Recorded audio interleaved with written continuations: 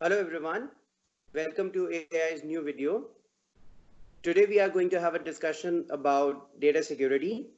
There are certain areas or projects which travel e-commerce players can't ignore or they have to give a lot of attention, and one of them is data security.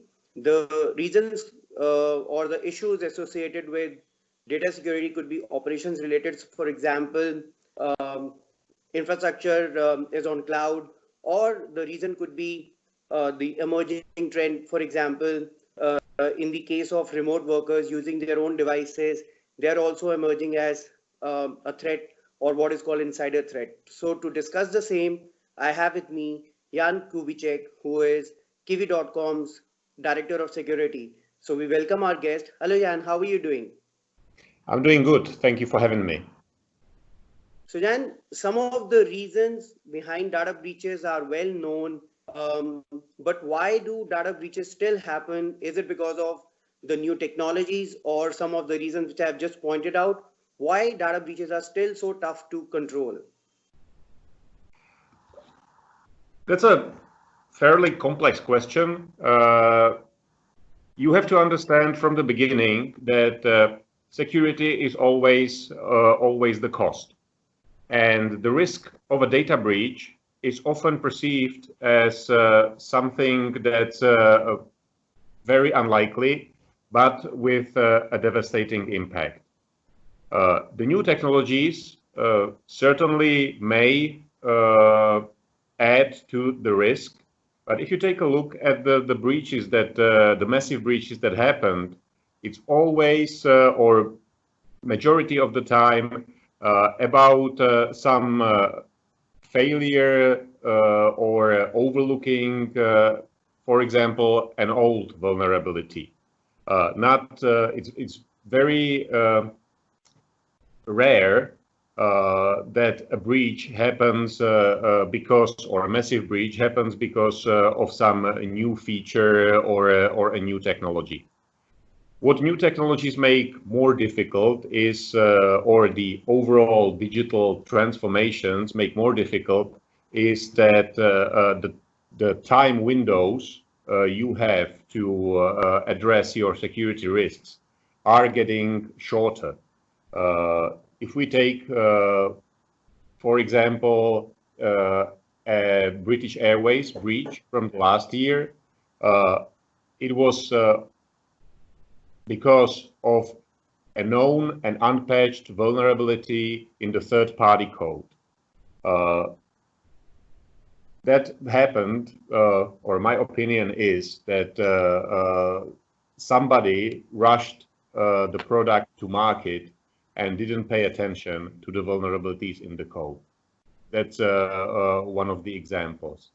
So to answer the question, as long as you work with personal data, with sensitive data, the breaches are going to happen.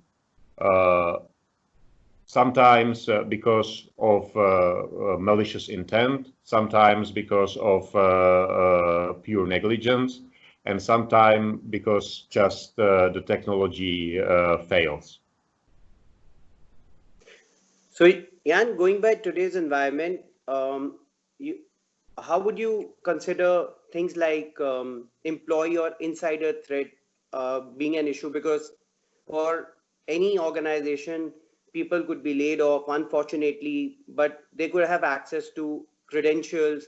And this is emerging as a threat, not only for data security, but also in fraud prevention. But from data security perspective, how to handle this sort of threat as of now? You need, of course, to make people think about security. You need to increase the user awareness. Of course, people tend to take shortcuts, make their life either easier or just cutting corners to meet the strict deadlines that they need to do their job. Or how to handle it systematically, I in general think that you cannot misuse or leak information you do not have access to. So you either have to limit access by default, or at least you need to control the size of potential leak. If I would say, I think it's very obvious that it's a different thing if your customer database leaks as a whole, or if 5 or 6 passenger information leak because somebody wrote them in an email. I don't think that it's completely possible to eliminate any access to personal data that would make our life unreasonably complicated. But you need to prevent access to the large pools of data that can help you a lot. What's your observation around handling data security for an organization of this size? Because it's a fairly big OTA now, considering the volume of passenger data, credit card data, or even business data which you are handling. So what sort of mechanism typically in place for an organization like Kiwi.com? Well, Kubíček is a data-driven company, of course. So we amass a lot of customer-related data, a lot of credit card data, huge amounts of flight data, which is not sensitive. What we aim to do for controls that address the risk associated with personal data is that we, as I said before, we limit access to the databases or any other sources of data. We try to log the accesses, or we log the accesses to these databases, and that's pretty much it. What we also need to tackle going forward once we get old enough is, of course, the data retention of historical data. Jan, can you talk about any threat or attack which you felt was there and you handled, your team handled in your 4 or 5 months of tenure at Kiwi.com? We didn't have anything significant, anything that would justify notifying the authorities. What I would, if we take a very strict definition of data breach, what we encountered were isolated mishandling of small pieces of data. An example I gave you, somebody sending an email by accident to external address with small bits and pieces of personal data. Nothing that would cause us any damage or to the customers in any significant way. But these small things happen, were done usually in a good faith or out of negligence. So fortunately, we didn't have any big breach, and I think we are well suited to handle those. One of the most common topics which is being spoken about is having a data-centric strategy where every trail of a data which a customer leaves with an organization is put, for example, in a CDP, customer data platforms.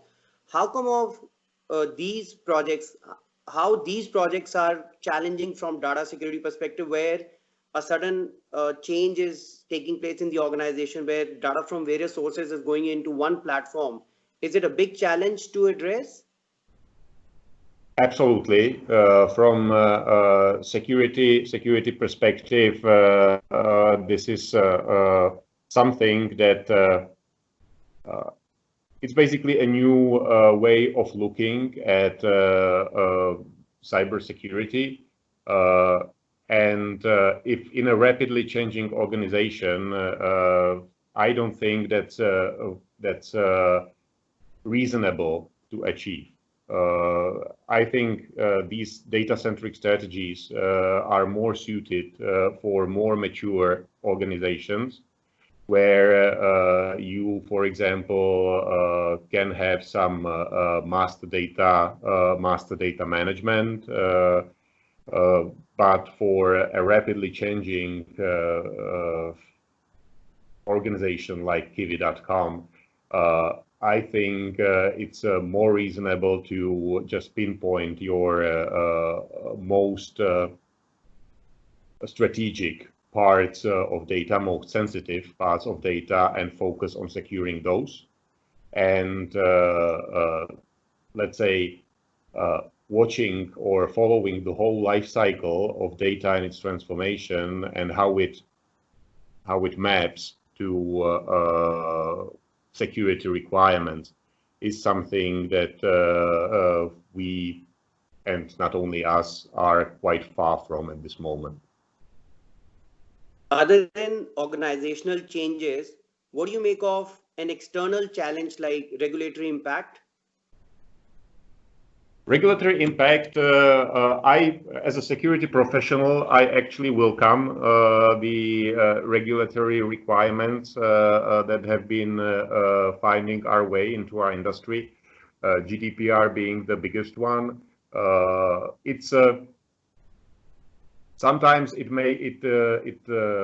poses extra work for us to meet the criteria, indeed, because some of them are pretty formal. You need to have a properly labeled job posting, you need to have a properly labeled document, but all in all, they make good sense. They follow a reasonable security practice. So I think that these regulatory requirements are actually making in total cyber environment or internet environment generally a safer place.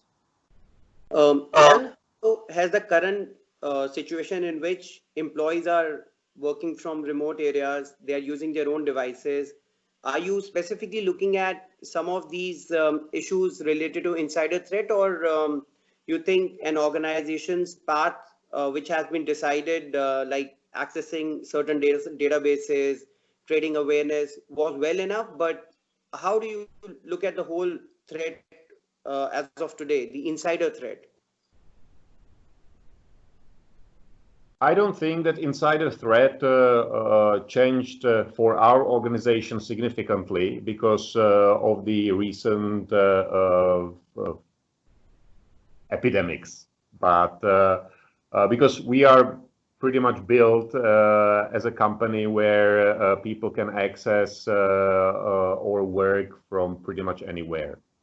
Of course, for critical assets, we have stronger security requirements or access controls than for the regular job.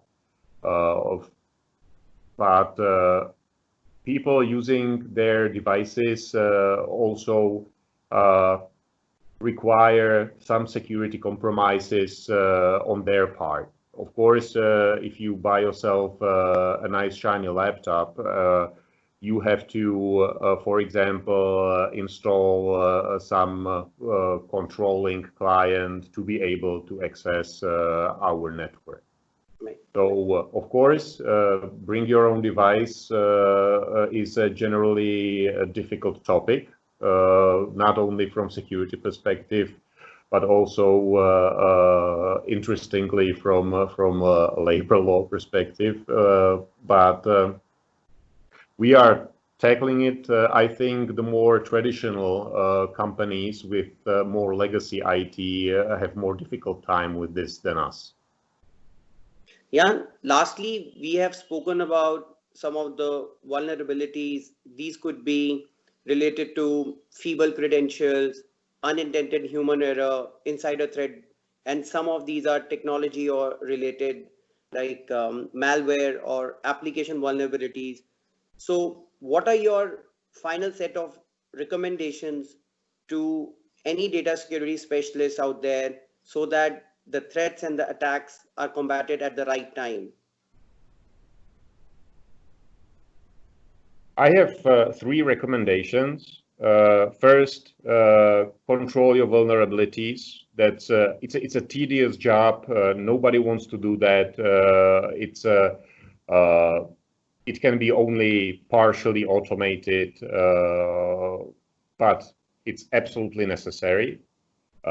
Second, limit access to the data that are potentially sensitive. That includes also environment separation. You do not, of course, it's easier to test on production data, for example, but